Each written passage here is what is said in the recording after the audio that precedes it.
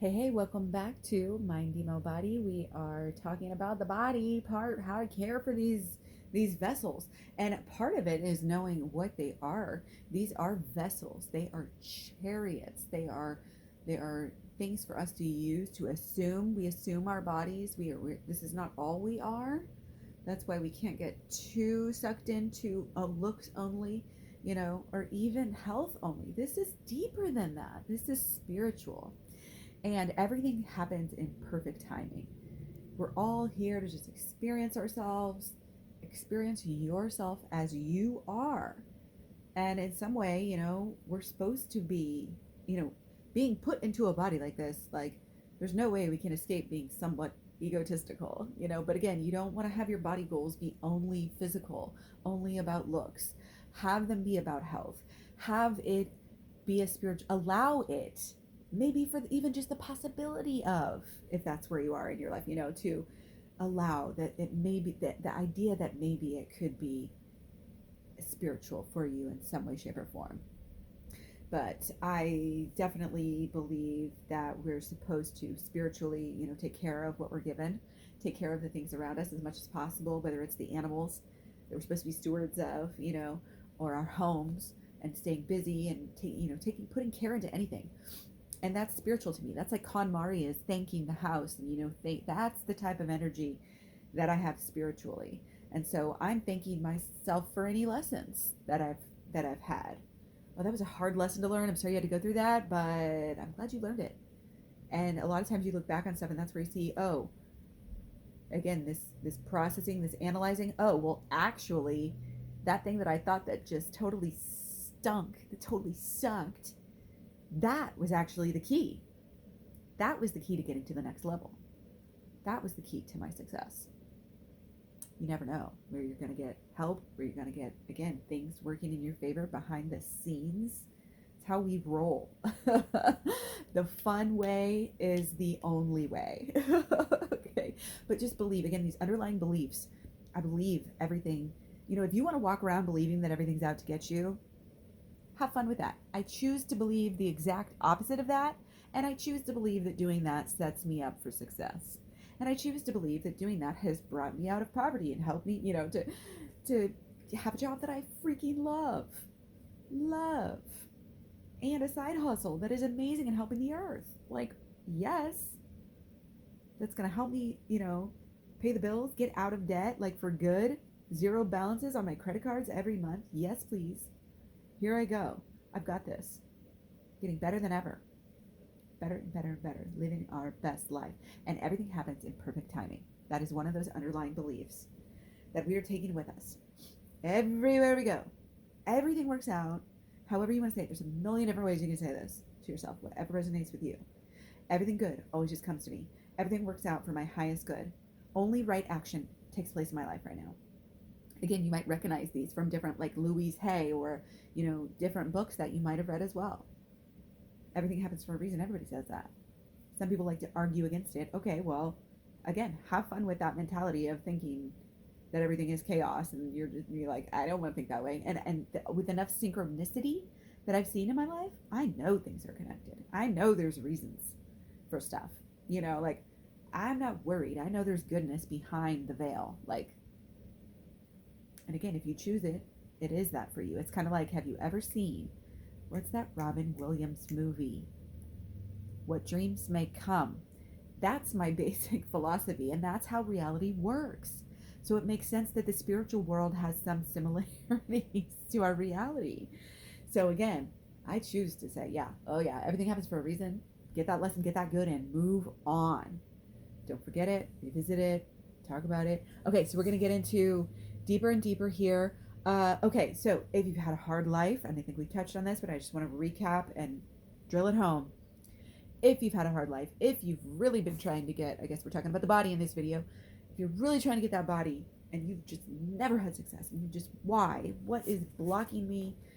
Again, you might have to go deeper into the shadow work, taking you into some inner child healing on that. Use the shadow work for your body issues. Okay?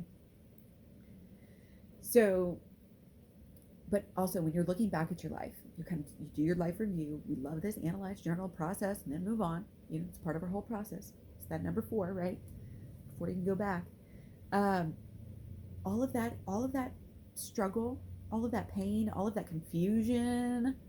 When I was doing the wrong thing, I was looking like, oh my gosh, I can't believe I even did that. You know what I mean?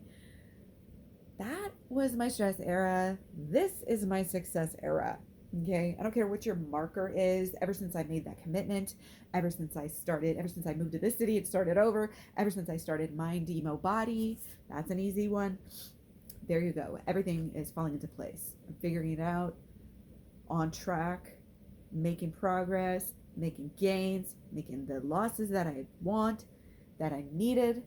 Okay. Making, again, make it about the health, make it about feeling better, make it about, looking better. I feel better because I look better. I look better because I feel better. It's a whole, like, the whole vibe is up. We've got this. Okay. So, long-term goals as well as short-term goals, always good. Again, we talked about that this whole time. You get that momentum off some short-term goals, okay, and plus all your mantras and stuff, and then keeps you moving for stuff. And again, even if you don't hit all of them, helps you to reframe, start over, try again. Okay, we never give up. Always getting better. And even if again you didn't make that progress, you probably learned a lesson that's going to help you maybe just right around the corner. You never know what kind of progress can be made by one download, by one instant thought, by one instant figuring out a hack, figuring out something that you were doing wrong that completely can change your life.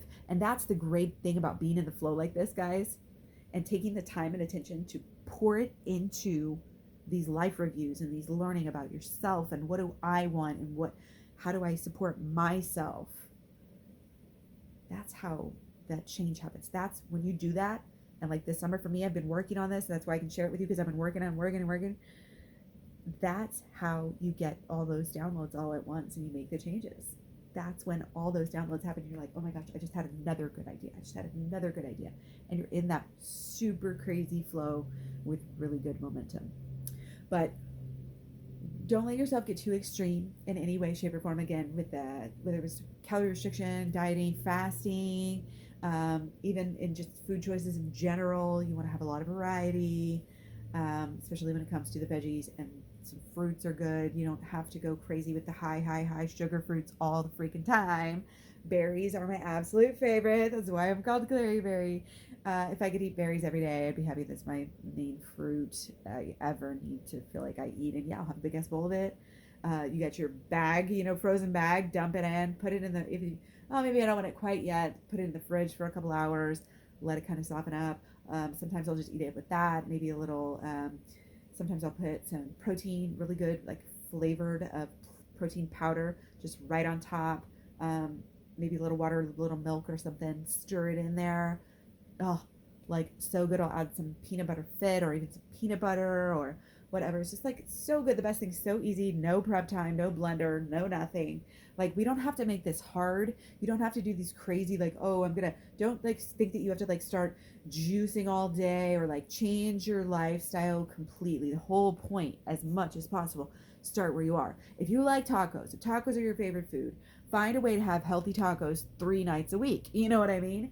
Healthy tacos exist. You can have the flavors, and a lot of the flavors, you'll find out the spices, the herbs, super healthy, super crazy antioxidants in a lot of those spices. A lot of the herbs have the most plant nutrients, like out of anything, especially if you start eating a lot of them and a lot of variety of them.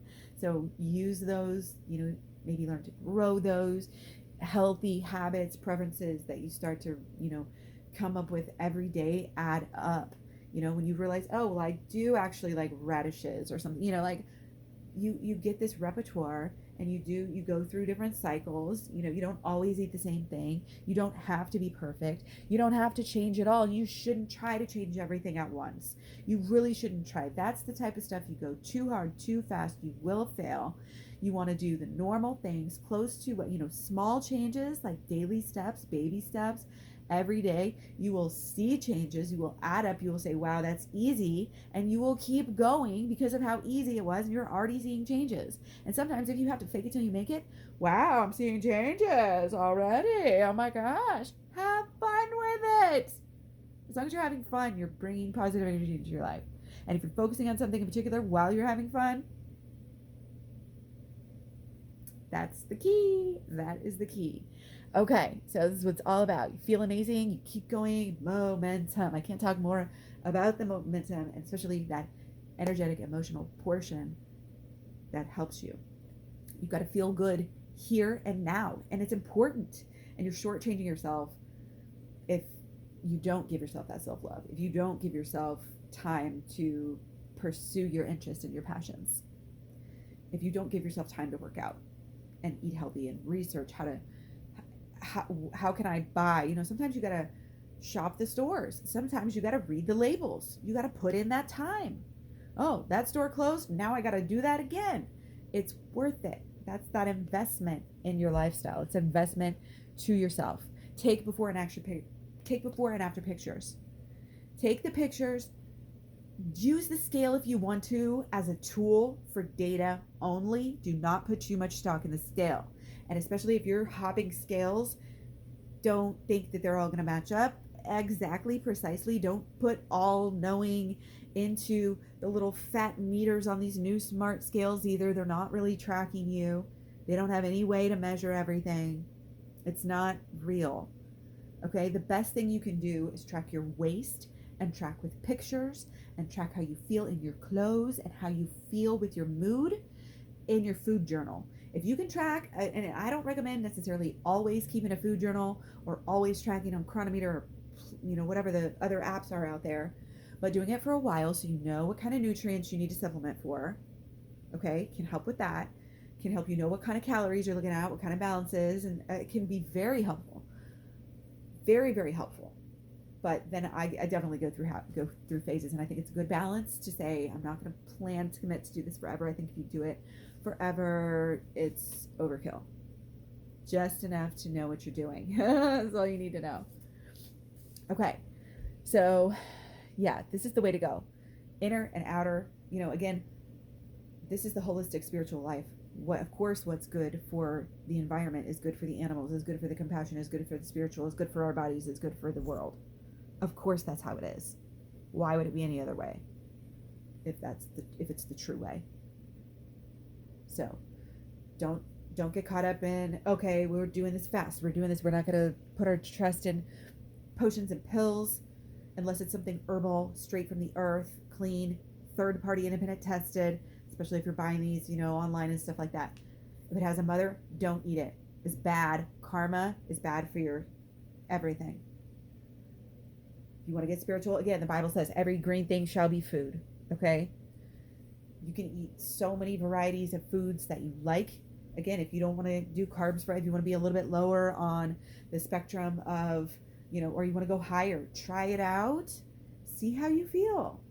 Listen to your body to a certain extent. As long as you're not inundating your body with alcohol, addictive substances, a bunch of processed foods all the time, then your body, if you're in a good homeostasis, then you can trust your body enough to follow it a while. And the more you follow it, probably the better you'll be. Kind of that intuitive eating lifestyle. But again, it takes a while to get there. Again, if you have different issues, you got to deal with those first before you can really trust yourself. Okay? I used to have issues. I've just been so healthy ever since I've been a vegan. I used to have every day, daily slump, IBS issues. I did not have the healthiest diet, and I had candida problems. And as soon as I started eating even just a little bit less meat, those problems all went away and they never came back. And then from there, it was just almost just more healthy. I don't hardly ever, rarely get sick. When I get sick, it's always less sick than everybody else around. Always. Knock on wood. Okay? And I go through periods where I drink more, and I go through periods where I drink less, and I try to be healthy overall and have balance and let myself go through these learning lessons. Okay? So, very, very quickly, again, was kind of the idea. And I've always been fortunate enough to kind of look at this stuff as health, because you don't want to be just skinny. Okay, you could be skinny and then you starve yourself so much you get automatically you have the wrinkles, and you just not it's not going to be fun for you, or you feel worn out and dragging butt all the time. That's not fun. So remember that it's about this healthy balance. You got to keep your hormones in check so that you can truly, you become really, really, truly into the idea that it's about wellness and it's not about weight loss. Okay, you don't want to be sick in bed and skinny, and that's not going to be, fun. Wealth, true health, is wealth. True wealth contains good health. There's no other way, especially in this day and age. It seems like everybody's found something active to do, and we all like to stay active.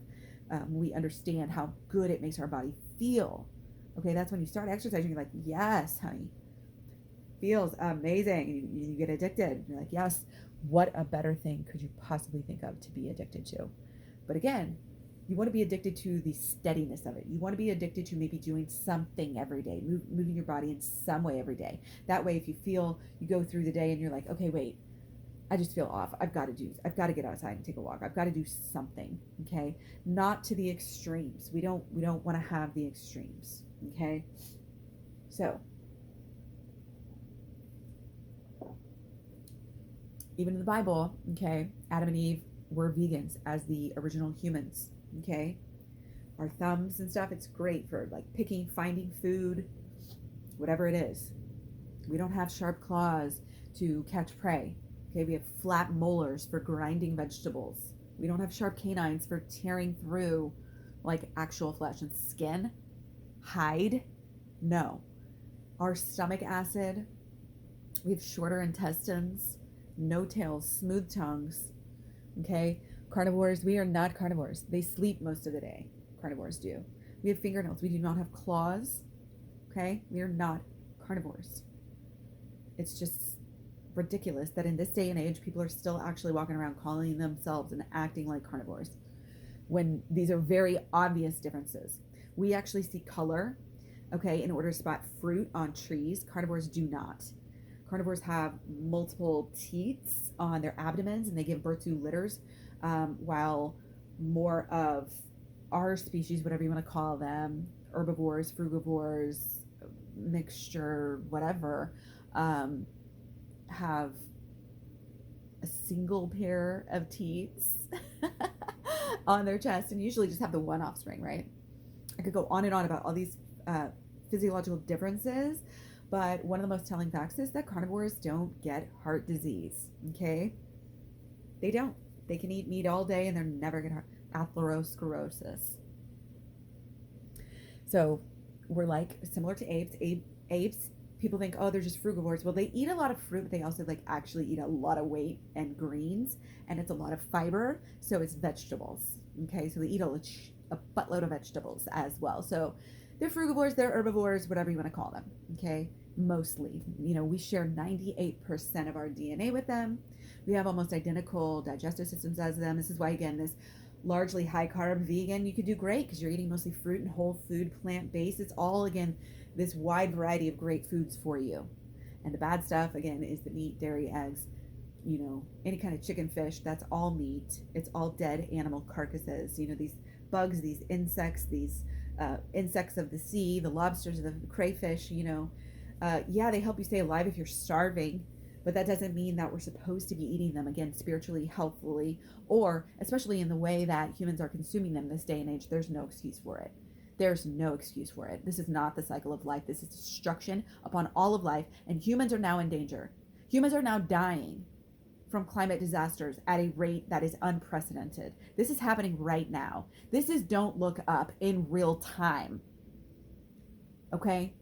So there's no excuse not to be vegan. Again, do it for yourself if nothing else. That's how I got started. But do it for the environment. Do it for humanity. Like, do it for anything. Please just freaking do it. You know what I mean? But again, it's going to be the key. It's like the key. Once you're in the zone, you'll realize everything's happening for a reason. Again, remember, like, everything happens for a reason. So if we're going to evolve spiritually and we're going to find our heaven on earth and we're going to, get the bodies we want, we're going to achieve the things we truly, our higher selves want us to achieve, this is the way. This is the only way. Don't fight it. Okay. So what's the deal though? Okay. Because we talk about like paleo, we talk about, you know, the flip flopping that I've done. I think we're still on here. Okay. And, you know, I just want to touch on that because it's just so interesting. And this is a perfect time because, you know, how can I say, oh, high carb is better and then, or good, better than high carb, I would say is better than like 99% of what people are doing. But then I go and say, oh, well, I actually am low carb and I think that's obviously the best if I'm doing it, right? Yeah, I would say that's the best and it's the best for me. But my theories on it, I'm not going to sit here and be like, even preaching it to people who don't already want to hear it because the difference, I don't think is that incredibly huge. If you're already vegan, if you're already plant-based, if you're already eating 80% whole food plant-based, you're probably getting enough protein, you know, already. If you're eating enough quantity and you're active, so you have a good appetite and all of these things, like you're going to be doing better than 99% of the population.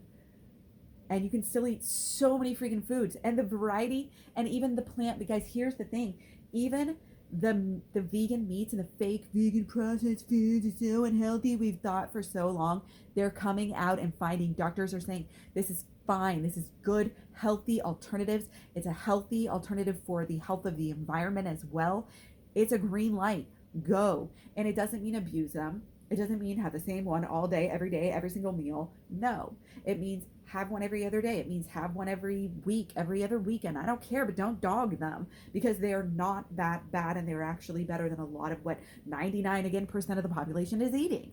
So that's kind of the way you have to look at it. If we can just get people to make small, if you can just get yourself to start making small changes, and then you will feel the good effects, and the good effects again are going to make you have a better, oh wow, this is fun. Oh wow, I feel so good. I want to feel even better. It gets your momentum going in the right direction. Whereas if you try to go too hard, try to go too fast, try to make it a chore, you're going to naturally start hating it. You're going to think this is what, oh, healthy living is all about, forcing myself to exercise twice a day for so long and then eat and then do all the, no. Don't make it a chore. Don't make yourself hate healthy living. Work it in, sneak it in, train it in your brain, watch your TV, listen to your podcast, do whatever, sneak it in, do it with a friend. I don't care. Do it and reward yourself with a beer even. I literally, it's, make it practical. This is how you do it.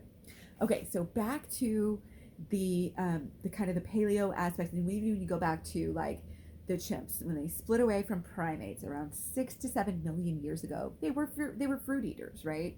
They were fruit eaters. They might have eaten a lot of bugs. They would have eaten leaves as well, a lot of leaves. Okay, a lot of the different monkeys that you see, the kind of different things that they eat. Again, different places, different species. There's going to be, back then there was different types of things. It wasn't exactly the same species that we have here anyway. So you can say, oh, they were eating this fruit or that fruit. Like we didn't start eating a certain fruit. It certainly wasn't bananas, because back then everything was more fibrous. Everything had less sugar. Okay, everything, a lot of it had more minerals, more nutrients. It had less chemicals. It had more like diversity. And there was none of this, oh, you know, we're losing the soil, you know, and we're losing all of the nutrients out of the soil. It was like good stuff, you know what I mean? Good omega, you know, ratios and stuff in there too. So Homo habilis starts using tools 2.5 million years ago, right? Tools are becoming regular 2.5 million years ago.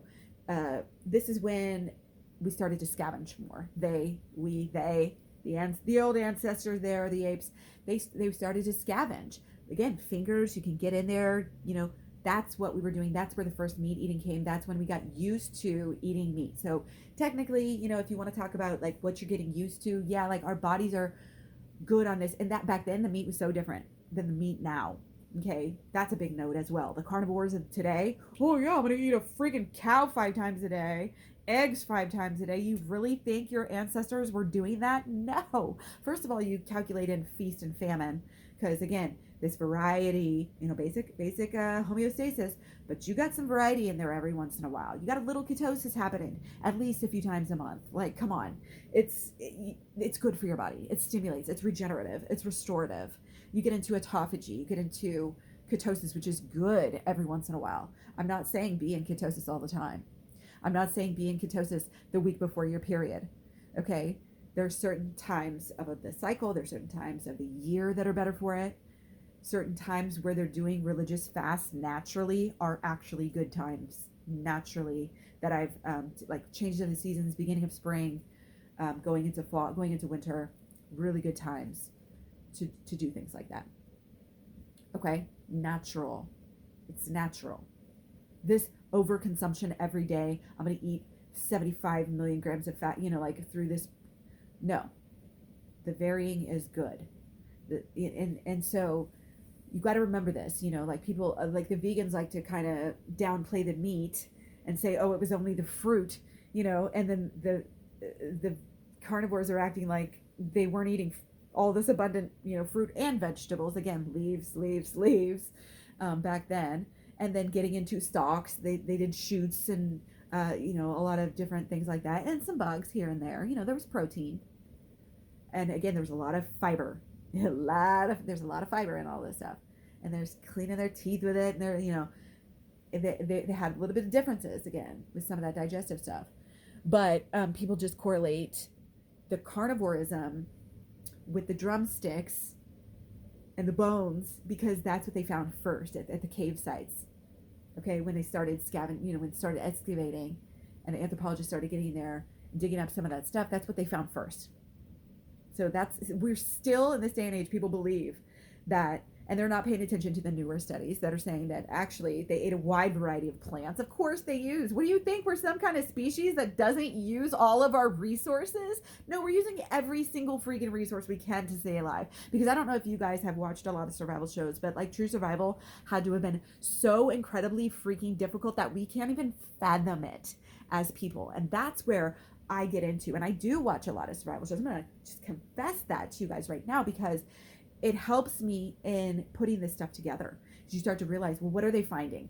Oh yeah, they're finding greens. They can't live on greens because there's not enough bulkage, but they are eating the heck out of some greens. And that's when you realize a nice salad is nature's little montage. You got a couple of berries collected at the end of the day. We're going to put them in with the leaves. We've got a couple of nuts we found. We're going to put them in. We're going to make this beautiful meal that we're going to share. And that way we all get a little bit of everything. That's why it's equal. We get to share. Like nobody gets too much of anything because we know that these things have different properties that help us. We know that. We've seen that. You think about how these things would go. And you try to do the most natural, most healthy thing that would have been our Garden of Eden, that would have been ideal for our species. And it's not paleo carnivore in the sense, or carnivore / paleo in the sense that people think about it. I used to call it Neo-Paleo because it was the Meo or Miocene period that I thought that really mattered here. Okay? For the development of our actual bodies, and what it's based off of. Again, we want this original, most ideal human diet. And again, we don't want to be extreme with this. In this day and age, yeah, it's easy to be extreme because you look around at the chemicals and you're like, you know what? There are so many environmental toxins and pollutants. Like, how can I even put any of this stuff in my body? But at some point, you got to realize the stress from avoiding all of it is going to be worse. Stress is huge. You got to avoid the stress. And that's why you can't have too much of the fasting or too much of the dieting or too much of anything because it's going to stress your body out in some way, shape, or form. Our body doesn't like that. Again, the homeostasis concept that we want to stay into and even, getting better and better, it relies on this balance, a little bit of wiggle room. Balance it requires a little bit of wiggle room.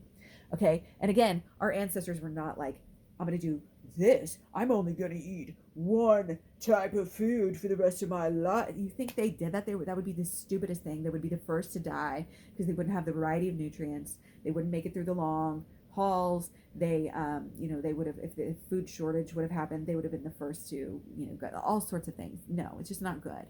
And people would have seen that, picky eaters are going to be finicky and they're going to be the first to die. You know what I mean? Like survival, you learn lessons quickly. The law, natural selection. So people forever have been thinking, oh yeah, paleo, everything is carnivores, that's all they were eating. But no, they're finding even grains to 100,000 years ago A lot of new research that came out that people still, carnivores, are just head in the sand. They don't pay attention to, and they need to, because we're realizing that hunter gatherers, they always had food. They actually had a lot of free time. They actually, it wasn't this male versus female role that people thought it was. They did not have like the bulk of their food. Hunter gatherers, it was 80% gatherer and 20% was the meat, usually in most types of cultures. And there's some number leeways there, but it wasn't until about 1.8 to 1.5 million years ago when Homo erectus, which was the first of our hunter-gatherer ancestors, actually appeared. So this was your first possible use of fire. Sporadic fire didn't happen until about 1.6, I think the last time I checked was the numbers that I found. And I've got links again if you want them. I can put this whole link, kind of what I'm basing this off of, on to so you guys can see it. If you want, just let me know. But yeah, complex hunting. Wait. So first possible use of sporadic fire happened about 1.6 million years ago, or Maya. Spears were not even invented until about 400,000 years ago. Okay. Complex hunting did not come until 50,000 years ago. So basically, the time that they started eating grains, cereal grasses, things like that, and a lot of tubers, and they were able to use the starches because of the fire, ever since 1.6 million years ago, their diets changed. And again, maybe we'll say, okay, so maybe they were hunting a little bit before they had cereal grasses and stuff like that and grains. I would put that at maybe like 1 to 200,000 years ago. Whereas again, spears weren't even invented until 400,000 years ago. Complex hunting, 50,000 years ago. So you see how the evolution leads to the meat. The evolution leads to the grains. That's why I don't prioritize grains. They were not part of our original food groups. Our original food groups were the fruit, the berries. Berries, it's just like hunter-gatherer. That's 101. The nuts, the berries, the leaves, your salads and your soups. Okay? And yes, they were eating bugs, so they had protein. That's why I add protein. And plus, I know it's good for you. And that muscle mass is good for you. It not only helps you burn the calories to keep the weight down, but the muscle mass is good for you. It keeps you alive longer. It keeps you functional longer. Again, with all the mobility and everything together, the holistic version is going to keep us living longer for ourselves, for our grandkids, for helping the world, whatever. Again, you see how we're doing this not just for ourselves and our own selfish reasons. We're doing this for the good of, and then that's when, again, another thing in your life, everything I do is for the good of everybody. Everything that I do, the good of myself, is the good for everybody, because I'm here to help the world, and I love helping people. It makes me feel good to help people. I know you're that type of person. You wouldn't even be here watching this video. I know you're a very special type of person if you're actually watching this right now. So pat yourself on the back, because you're freaking awesome and you're freaking amazing, and you have stuff that you need to go share out into the world. Okay, it took me a long time to realize that, yes, people want to hear this stuff. People need to hear this stuff. Even if one person listens to this, it might change the entire course of history. You know what I mean? That's how preciously you need to take your time, your life, your stories, your advice. You can help people. And I didn't realize until I started hearing, wow, my friends, wow, they're really having it hard. Like, I didn't realize sometimes how hard people have it. You forget about it because you're going through your own stuff, I'm going to try to stay on track a little bit here because I don't want to get too far off. So we have major agricultural revolution 10,000 years ago, right? Only 10,000 years ago. That's when you have the milk. Okay? No, most of us do not have the adaptations. The vast majority of us in this world do not have the enzymes and everything required to fully digest the milk, because we've only been doing this. This is when dogs and cows and sheep and everything started, eggs. This is when we started having that stuff on a regular basis. This is also the time we started having grains as our major staples. So this is when you look back and you hear, oh yeah, okay, well, on one hand, the vegans are over here saying one thing, and the vegans are all, even like Dr. Greger and everybody, like, you have this idea that grains are the building blocks of civilization, and ever since we've had civilization, that we've been having staples of grains, and it's been great, and it's all fine and dandy and rainbows. And That's great. And you think about Sparta, and there's truth to this. There's a lot of truth to that.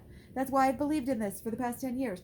But on the other hand, you go to college sometimes and you run into professors, very smart, educated people who are keto and paleo and low carb, and they'll say things like, well, they'll teach you how, well, starting around this time, we actually declined in our health. And we had the agricultural revolution, and the reliance on grains at this time actually brought famine. It actually brought poverty. It actually brought a lot of tooth decay. You actually started having health disease. You started having a lot of, other problems in civilization, and you started having problems with your health.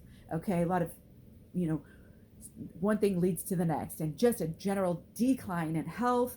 In fact, I think that, if I'm not mistaken, the species starts to again maybe shrink or something, or brain shrinkage, or start to grow shorter a little bit for a while, or something like that. I'm not 100% sure on that. But it changed everything. We were able to store up all this excess of food. Grotesque wealth was able to be had. People skimming from the top, kings, communities. The difference between, it's no longer about survival, but you have now this ability for people to have gluttony. You have the need for religion to come, as far as it's, instead of like organized religion, instead of just like your tribal beliefs and your community kind of, it comes from the line is drawn in the sand, between community and a tribe and an actual city. You have established permanent residences, which again might not be the way to go, might not be the best for the earth, might not be the best for our health. You have starting to close off the doors. You have more respiratory problems. You have sicknesses and germs that are trapped, and now we're spreading to each other faster than we do if we allow ourselves to get some fresh air and get outside. Okay, so there's again this dichotomy, and again, we don't want to get too into our dogma on either side. This is the part I've come out of. I've come out of the dogma on the other side and found a balance, okay? And my balance is this low carb, vegan, cycling. And I've just ate a ton of berries. I've ate a ton of sweet potatoes this week. When I talk about being low carb, it's not all the time. So we'll get there. We'll get there. So, but this was a time we were able to domesticate the animals and finally start eating them and their secretions again on a regular basis. So again, health is going to be declining here. And again, you can find that. I've got link right here, discovermagazine.com/planet Earth/the worst mistake in the history of the human race. Maybe a little sensationalized. But this is a time where, they're starting to eat meat, starting to eat a bunch of grains. Our variety is going down. Ding, ding, ding, ding, ding. Horrible for us, right? We're getting less nutrients because we're over reliant. And then again, if you have a famine, bam, your crops are wiped out. Your monocropping starts to happen. We thought we were advancing, but again, sometimes we know that it doesn't help us. And research does show, like I said, from that link that I just listed, research shows you, there we go, humans did get shorter after the agricultural revolution, and life expectancy went down. So, and it's also not good for the land to have the monocrops. So we see the first evidence of, this move from our natural lifestyle, which would be less, of a footprint, as much of a bigger footprint as we've made for ourselves. We're going to try to go backwards. That's what we need to do. Again, not just for our earth, but for our health as well. Okay? Diseases spread more easily when you do monocrops. Okay? We don't want the monocrops. So the more variety that you can have is actually supporting our earth and our farmers to do the right thing, right?